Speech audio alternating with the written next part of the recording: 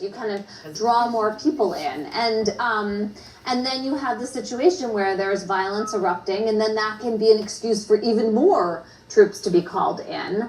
And we know that Trump really likes to flex these muscles, right? And so I think that's underlying here what we're seeing. Again, you can say he didn't follow the appropriate process, but the reality is that if Trump wants to use this occasion to bring in troops legally, it's within his ken.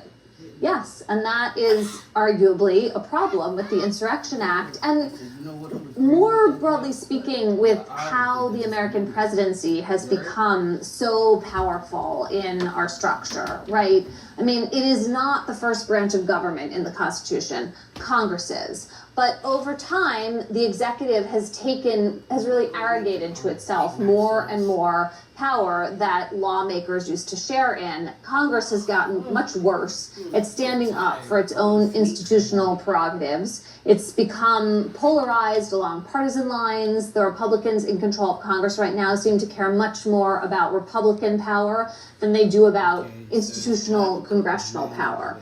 And so what you see here is one manifestation of extraordinary executive power. And, you know, the framers really, I think, assumed that there would be presidents operating in good faith with the best interests of the country who were in this powerful seat. That seems a little quaint. It does seem a little quaint right now, especially because, as I was trying to say before, the structure they set up had more checks and balances in it than ours really does. And I think that, unfortunately, the Insurrection Act and the possibility of it being invoked is evidence of it. No, which is why you wanted to bring us back to Congress, because that's a major check and balance that clearly just does not function. Impeachment does not function. These have become political tools, right? Not an actual check on the executive. Yeah, and it's really important to remember that, right? Because if one of the three legs of the stool just kind of disappears, we sort of forget about it. Whereas they're really important to the structure. When they,